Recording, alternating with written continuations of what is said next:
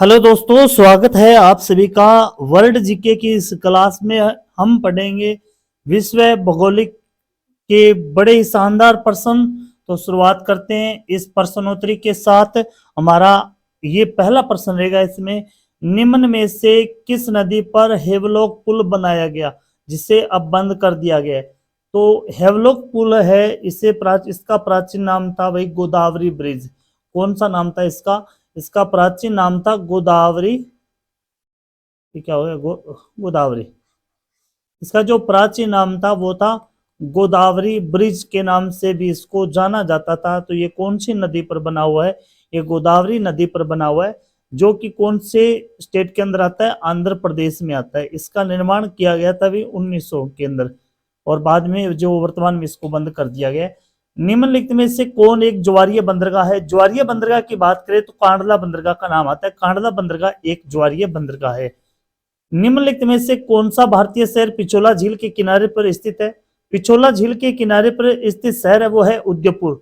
ये राजस्थान का एक जिला है। कांगड़ा और कुल्लू घाटी भारत के किस राज्य में स्थित है? कांगड़ा और कुल्लू घाटी ये दोनों ही हिमाचल प्रदेश की घाटियां हैं। हिमाचल प्रदेश में इसके अलावा सोलांग घाटी भी है।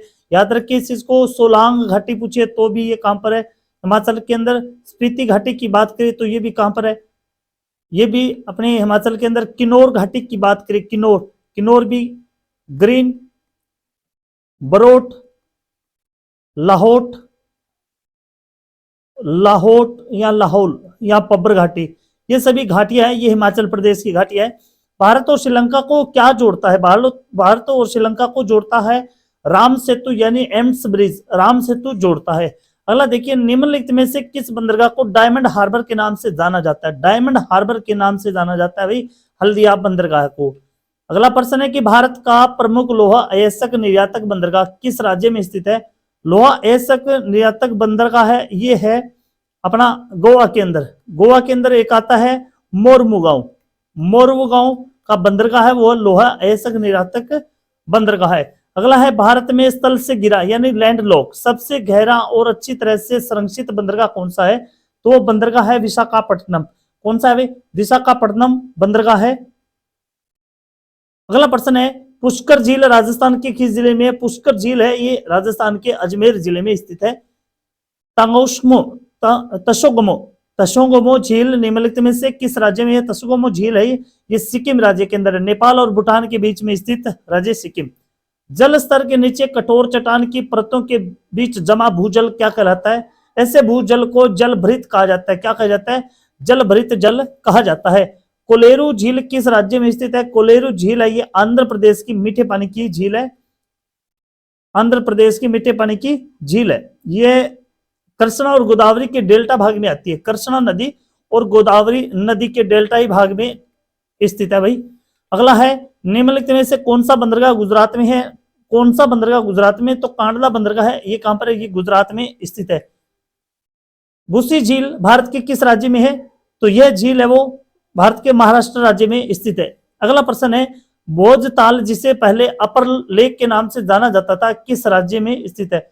भोजताल है ये मध्य प्रदेश में स्थित है, मध्य प्रदेश में। अगला प्रश्न है, नहर के उस चैनल को क्या कहा जाता है जहां उत्थान द्वारा भूमि की ढलान के खिलाफ पानी बहने के लिए मजबूर किया जाता है?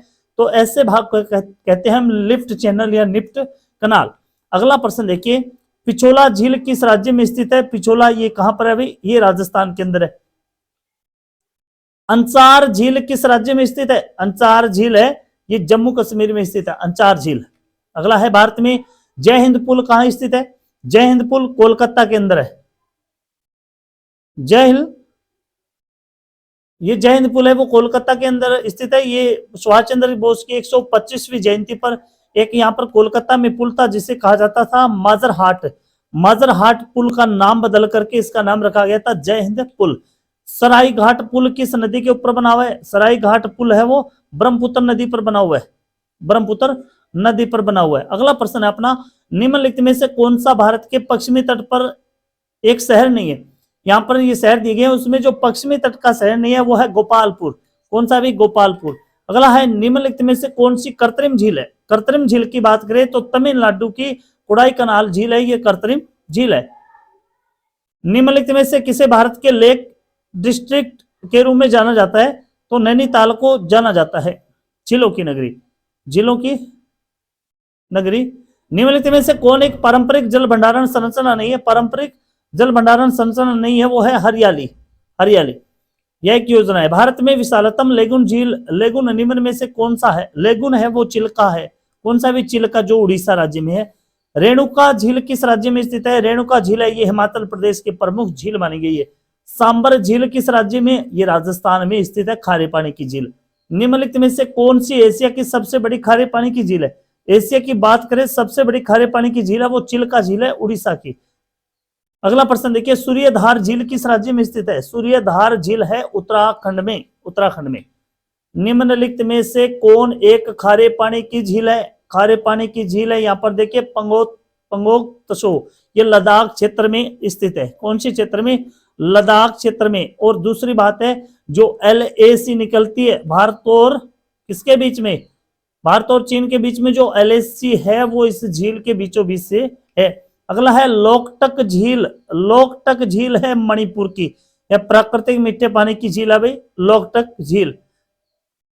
ये मोरंग क्षेत्र आता है, मोरंग क्षेत्र आता है मणिपुर का, उस क्षेत्र में स्थित है। अगला है किबुल लामजाओ दुनिया का एकमात्र तैरता हुआ राष्ट्रीय उद्यान किस राज्य में स्थित है? तो ये है मणिपुर के अंदर। कहां पर अभी? मणिपुर। इसका मणिपुर, इसका क्षेत्रफल वो है 40 किलोमीटर, ठीक है ना। अगला देखिए, निम्नलिखित में से कौन सी एक वाटरशेड विकास परियोजना केंद्र सरकार द्वारा प्रायोजित है जिसका उद्देश्य है ग्रामीण आबादी को जल संरक्षण के लिए सक्षम बनाना? तो यह योजना है वो कौन सी है भाई? हरियाली। कौन सी है? हरियाली। लोनार झील किस राज्य में स्थित है? महाराष्ट्र में। लोनार है ये खारे पानी की झील है भाई, महाराष्ट्र में स्थित है। भारत में निम्नलिखित में से किस बंदरगाह का नाम बदलकर दीनदयाल बंदरगाह कर दिया गया? दीनदयाल बंदरगाह कर दिया गया है, तो यह है कांडला बंदरगाह को, कांडला बंदरगाह का नाम बदल करके।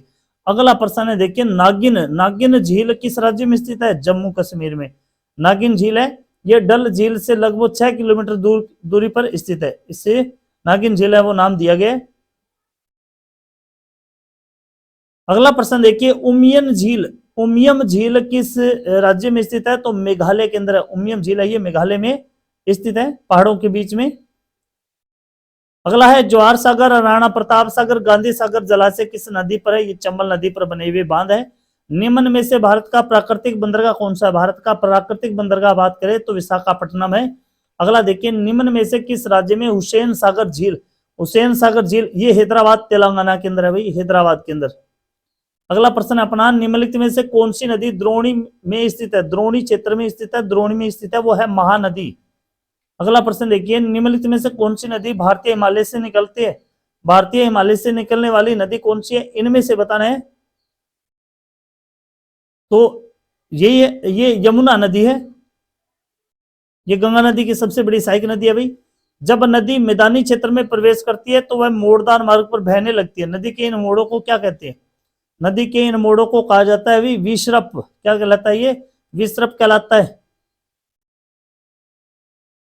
अगला प्रश्न देखिए, निम्नलिखित में से कौन सी नदी पंचनाद में शामिल नहीं है? पंचनाद में शामिल नहीं है तो वह है सिंधु नदी।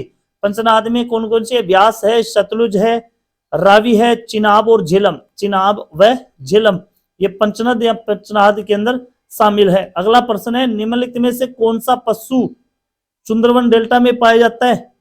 तो जो रॉयल बंगाल टाइगर है वो सुंदरवन डेल्टा में पाया जाता है, जो विश्व का सबसे बड़ा सुंदरवन डेल्टा है, डेल्टा क्षेत्र।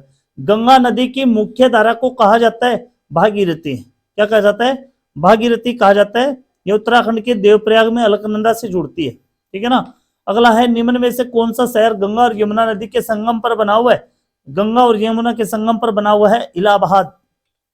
गंगा ब्रह्मपुत्र बेसिन किन अक्षांशों के बीच में स्थित है? बड़ा ही महत्वपूर्ण प्रश्न है। देखिए, गंगा ब्रह्मपुत्र बेसिन है वो 10 डिग्री नॉर्थ से 30 डिग्री नॉर्थ अक्षांश के बीच में स्थित है। निम्नलिखित में से कौन सी नदी भ्रंश घाटी से होकर बहती है? भ्रंश घाटी से होकर बहती है वो है तापी नदी। कौन सी नदी है भाई? तापी नदी। किस नदी को बंगाल का शोक कहा जाता है? बंगाल का शोक किस नदी को कहा जाता है? दामोदर नदी को। निम्नलिखित में से कौन सी नदी सिंधु नदी की सहायक नदी नहीं है? सिंधु नदी की सहायक नदी नहीं है, कोशी नदी। कोशी नदी है ये गंगा नदी की सहायक नदी है। किसकी है? गंगा नदी की सहायक नदी है। अगला है, निम्नलिखित में से कौन सी नदी की लंबाई का सही क्रम है? जो ये क्रम कौन सा है? तो नदी की लंबाई के अनुसार है, सबसे पहले गंगा की बात कर रहे थे, गंगा सबसे लंबी है, उसके बाद गोदावरी, कृष्णा और यमुना। ये क्रम बिल्कुल सही है। यहाँ पर निम्नलिखित में से कौन सी कृष्णा नदी की सहायक नदी नहीं है? कृष्णा नदी की सहायक नदी, यहाँ पर देखिए वेना, वेना कृष्णा नदी की सहायक नदी नहीं है। श्योक, गिलकित, जास्कर किसकी प्रमुख सहायक नदियां है? ये है सिंधु नदी की, ये सिंधु नदी की प्रमुख सहायक नदियां हैं। जो वर्ल्ड जीके के इंपोर्टेंट पर्सन आज हमने कवर किए, आपको कैसे लगे? अच्छे लगे हैं तो लाइक और शेयर जरूर करें। जय हिंद, जय भारत दोस्तों।